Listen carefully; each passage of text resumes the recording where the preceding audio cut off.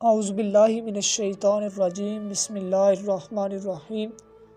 آج ہم تلاوت کے قرآنی آداب کے متعلق آپ کو آگاہ فرمائیں گے۔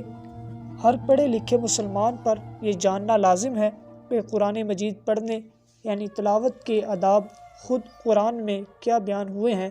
اس بنیادی علم کے بغیر کوئی بھی مسلمان کتاب اللہ پڑھنے کا حق ادا نہیں کر سکتا۔ لہٰذا چند اہم نکات جو آپ کی پیش خدمت ہیں۔ سب مانتے ہیں کہ قرآن حکیم پوری انسانی زندگی کے لیے اللہ کا عطا کردہ ہدایت نامہ ہے۔ اس کے باوجود ایک طرف عام مسلمانوں کا خیال ہے کہ قرآن کو سمجھ کر پڑھنا انسان کے بس کی بات نہیں، اور دوسری طرف علماء بھی اس منبع علم و ہدایت پر خصوصی توجہ نہیں دیتے۔ دینی مدارس میں بھی منطق، فلسفہ، کلام، حدیث اور فقہ کی تعلیم تو ضرورت سے زیادہ ہے، مگر اس سرچشمہ علوم کتاب اللہ کی تعلیم محض بطور تبرک اور برائے نام ہے۔ حالانکہ عوام ہوں یا خاص، اللہ کی کتاب ہدایت ہر ایک کو مخاطب کرتی ہے، لہٰذا ان احکام و ہدایات کو سمجھنے کا ہر شخص خود ذمہ دار اور پابند ہے۔ یہی وجہ ہے کہ اللہ تعالیٰ نے اپنی کتاب کو قیامت تک جوں کا توں محفوظ رکھنے کا غیر معمولی انتظام فرما دیا ہے کہ اِنَّا نَحْنُ نَزَّلْنَا الذِّکْرَ وَإِنَّا لَهُ لَحَافِظُونَ۔ یقیناً یہ نصیحت و ہدایت نامہ ہم ہی نے نازل کیا ہے اور ہم خود ہی اس کے محافظ ہیں۔ اللہ تعالیٰ نے رہتی دنیا تک قرآن کو قائم و دائم صرف اسی لیے تو کیا ہے کہ ہمیشہ اسی سے ہدایت و رہنمائی لی جائے، اور اس سے ہدایت حاصل کرنے کے لیے ضروری ہے کہ اس کو سمجھ کر پڑھا جائے، خواہ کسی ترجمہ سے ہی ہو۔ لہٰذا معنی و مفہوم سمجھے بغیر تلاوت قرآن اور حفظ قرآن کافی نہیں ہے۔ بے سمجھ قرآن خوانی کی اجتماعی مجلس بھی محض رسم و رواج کے سوا کچھ نہیں۔ جہاں یہ ایک حقیقت ہے کہ قرآن کریم سمجھ کر پڑھنا لازم ہے، وہاں دوسری حقیقت یہ بھی ہے کہ اللہ تعالیٰ نے سمجھنے کے لیے اس کتاب ہدایت کو بہت آسان بنایا ہے۔ اس اہم ترین نقطے کو اچھی طرح ذہن نشین کرانے کے لیے اللہ تعالیٰ نے اس کو تاکید و تکرار کے ساتھ 4 مرتبہ فرمایا ہے۔ سورۃ قمر کی 17 نمبر آیت اور 22، 32 اور 40 نمبر آیت میں یہ ارشاد فرمایا ہے، وَلَقَدْ يَسَّرْنَا الْقُرْآنَ لِلذِّکْرِ فَهَلْ مِن مُدَّکِرٍ۔ اور ہم نے قرآن کو سمجھنے اور ہدایت کے لیے آسان بنایا ہے، تو کوئی ہے کہ اس کو سمجھے اور قبول کرے۔ اس واضح فرمان الہی کے پیش نظر یہ خام خیالی اور غلط فہمی دور کر لینی چاہیے کہ قرآن حکیم کوئی مشکل کتاب ہے۔ یہ کتاب ہدایت بھی ہے اور آسان بھی۔ دنیا کی کوئی کتاب بغیر سمجھے نہیں پڑھی جاتی، لیکن یہ نامناسب رویہ صرف قرآن کے ساتھ روا رکھا جاتا ہے۔ حالانکہ دنیا کا کوئی مصنف اپنی کتاب میں یہ نہیں لکھتا کہ اس کی کتاب کو سمجھ کر پڑھا جائے، پھر بھی یہ کتابیں سمجھ کر پڑھی جاتی ہیں۔ اس کے برعکس عجوبہ یہ ہے کہ کتاب کو سمجھنے کی دعوت دی جاتی ہے، لیکن بغیر سمجھے پڑھا جاتا ہے۔ اس کی چند قرآنی مثالیں جو ہم بیان کریں گے، جن سے اندازہ کیا جا سکتا ہے کہ اللہ تعالیٰ کی پے در پے دعوت کو کتنی بے دردی سے ٹھکرایا جاتا ہے۔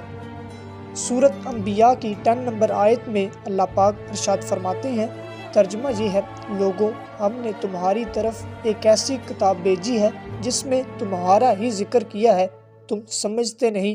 سورۃ انعام کی 15 نمبر آیت، سورۃ انعام کی 18 نمبر آیت، سورۃ نحل کی 17 نمبر آیت، بھلا تم اس پر غور و فکر کیوں نہیں کرتے؟ درجہ بالا ارشادات الہی کی روح سے بغیر سمجھے تلاوت نہ صرف توہین قرآن ہے، بلکہ احکام الہی کی خلاف ورزی بھی ہے۔ لہٰذا قرآن کو بامعنیٰ تلاوت لازم واجب ہے۔ کتاب اللہ کا باقاعدہ مطالعہ کرنے کے لازمی آداب کی مزید وضاحت کے لیے ان 2 فرمان الہی کو ہمیشہ اپنے دل و دماغ میں رکھنا چاہیے۔ سورۃ محمد کی 24 آیت، جس کا ترجمہ یہ ہے، سو کیا نہیں غور کرتے یہ قرآن پر، ان کے دلوں پر قفل چڑھے ہوئے ہیں۔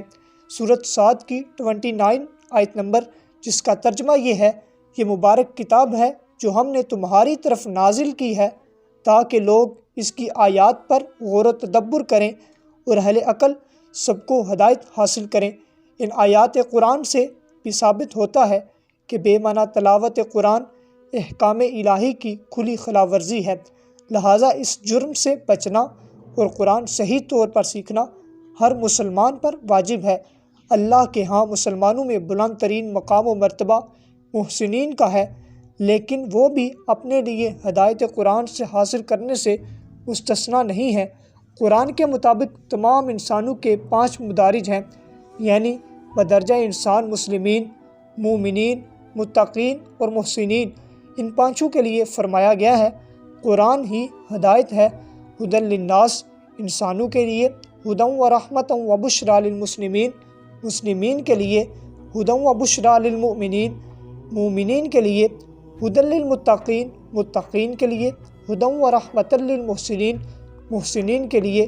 ان آیات قرآنی کی روح سے عامۃ المسلمین سے لے کر محسنین جیسی اعلیٰ و عرفہ ہستیاں تک ہدایت قرآنی کی محتاج ہیں، لہٰذا کوئی بھی قرآنی ہدایات سے ہرگز بے نیاز نہیں ہو سکتا۔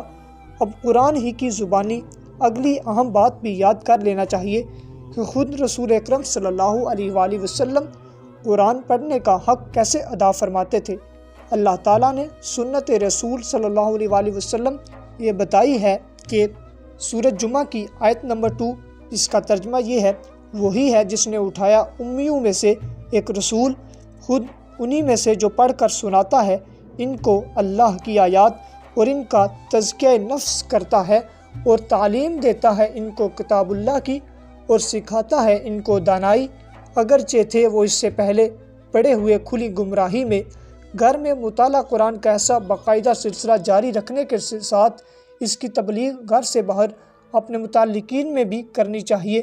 اصول تبلیغ کے لیے قرآنی یہ ہے سورۃ مائدہ کی 16:7 آیت نمبر، جس کا ترجمہ یہ ہے، اے رسول محمد صلی اللہ علیہ وآلہ وسلم، جو کچھ تم پر تمہارے رب کی جانب سے نازل کیا گیا ہے اس کی تبلیغ کرتے رہو۔ قاف کی 14:5 نمبر آیت، جس کا ترجمہ بس قرآن ہی سے تذکیر و تبلیغ کرتے رہو۔ اللہ تعالیٰ کے ان احکام کے پیش نظر انفرادی اور اجتماعی تبلیغ کا مرکز و محور قرآن ہی لازم ہونا چاہیے۔